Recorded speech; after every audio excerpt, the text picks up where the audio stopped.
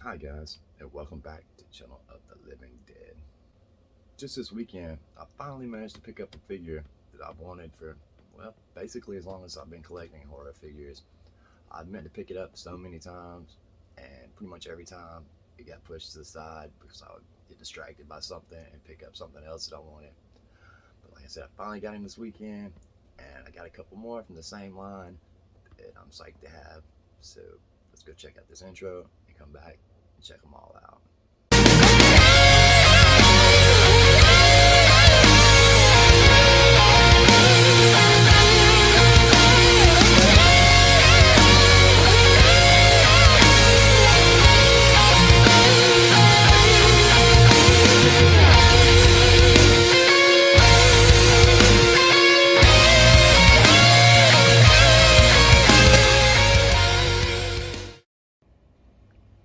The figure I'm speaking of is approximately 20 years old, and it's from a great classic series of figures. It might even be the first series of figures I ever bought anything from. I can't remember that far back, so I don't remember if it was Movie Maniacs or Cult Classics I first bought.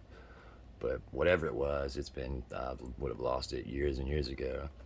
But yeah, this is the McFarlane Movie Maniacs line of figures. You can tell hold it is by the price tag. It's got a Kmart $7.99 sticker on it. I really wish that figures still cost the same price today. This is in pretty good shape overall. It's got some wear right here on the packaging. Here's the back of it. Scream. I just got the ghost face recently. Not really interested in any of those. Maybe the Michael Myers I'd like to have. I actually have a bootleg. No, that was the bootleg Cult Classics. I'm sorry. So yeah, let's get him opened up. This guy is so cool, and I like the detail and just the way he looks overall. So I've always said that I would display him loose if I managed to get him. So let's get him opened up. Take a better look at him. Okay, we got it. Open it up now. Plus, it's got that little movie poster thing included with all the figures. A grim fairy tale, Pumpkinhead. That was not as nice looking as the Scream one, but I mean, I'm still really glad to have it, and I do love the little display stand for it. So let's get Pumpkinhead himself out. Wow, and here he is. I'm not even certain how tall he is.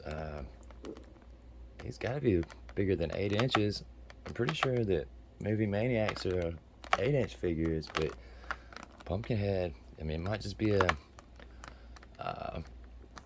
trick of the eye, but he really looks to be much taller than the rest of them. So let's get him the rest of the way out of the packaging.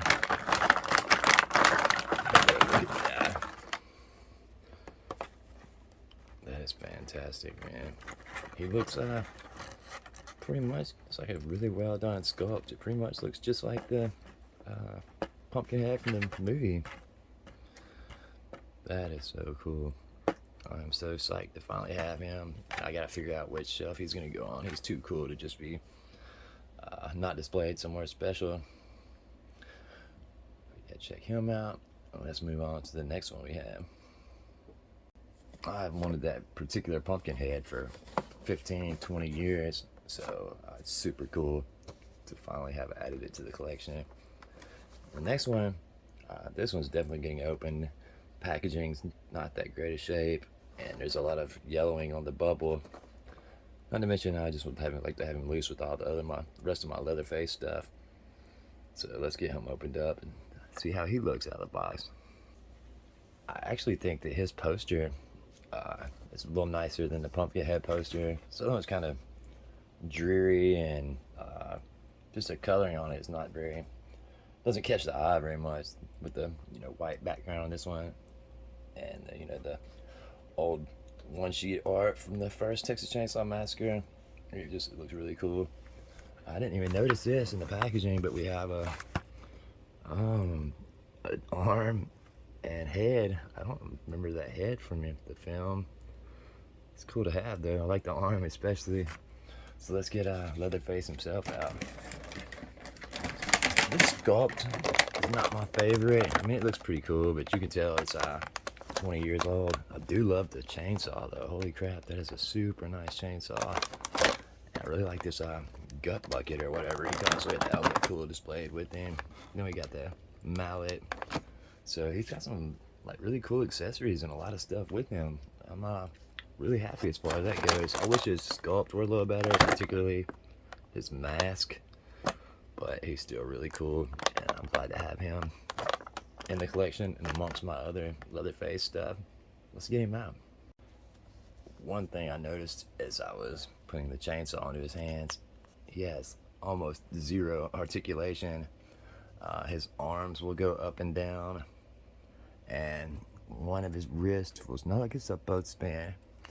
His legs don't feel like they won't move either, like they're locked into place, which movie maniacs and older figures weren't as concerned about how many points of articulation they had, or you know, all the stuff that modern figures are a little more worried about. They're not as posable and whatnot, but I don't care. It's just still a really cool figure, and I love that he came with so much stuff. We got the meat hammer or mallet or whatever that is, and the really cool bucket. His little movie poster is nice, and I don't recall either of these from the first film, but maybe additions to the figure as well. Let's see if I can get a better look at this head. It's kind of blurry. Yeah, I have no clue who that is.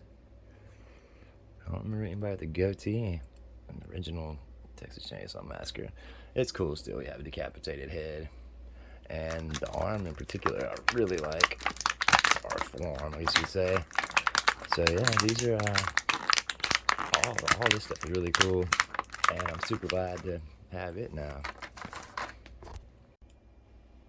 I'm kind of beginning to run out of room here, but finally we have one last Movie Maniacs figure, Army of Darkness Ash. Initially, I was kind of planning on keeping this one in its packaging because it's in really good shape. And then I was concerned about this tiny Ash figure and the little pitchfork that came with him and the Necronomicon and his metal hand. All these little accessories. I was concerned about losing them or them not being displayed properly. But man, you know what? Now that I've opened all the other ones, he's coming out too, man. I want his poster displayed. So let's get Ash opened up and try to hang on to all his little accessories. First we have his poster. It's pretty nice looking. It looks a little, I don't want to say faded, but it's a little, it's kind of similar to the first one, how it was. I don't want to say dreary. I'm not sure what the term is I'm looking for, but it doesn't pop like the Texas Chainsaw Massacre Leatherface figure poster. But overall, it's really awesome. I'm glad to have it as well. So let's get Ash out and take a look at him. The fact that he has his chainsaw arm is one of the major reasons I finally decided I was going to open him, because I've got several Ash figures and none of them have the chainsaw arm. So yeah, that was a big part of the decision there. His facial sculpt is not super Bruce Campbell-y. I mean, you can tell it's him, especially with the torn shirt and the chainsaw arm and the way he's dressed and whatnot. But the sculpt could be a little better. But I mean, I'm talking about a figure 20 years old. They didn't have the same technology and stuff they do now. Like NECA uses facial mapping technology and whatnot to make the figures look as precise as they do. I'm not sure how I'm even gonna position him or where I'm gonna pose him at. He'll probably go on my Evil Dead shelf. I already have, but I mean, he's not sure what parts I'm gonna use with him. I'm not trying to put the Necronomicon in his hand if possible. No, his hand doesn't look like he'll hold anything. See, that's what sucks. I'm not really gonna be able to do anything with his accessories. They're just gonna have to go in a box of accessories or something, and I'll probably never use them for anything. But overall, we got some really cool stuff. I'm super happy with all my new old 20-year-old figures. I'm glad to have them all in the collection, especially Pumpkinhead, man. Let's go back to him. But this guy is incredible. Alright, thank you guys for watching. Let me know in the comments which of the figures you like best. Thank you guys, and until next time.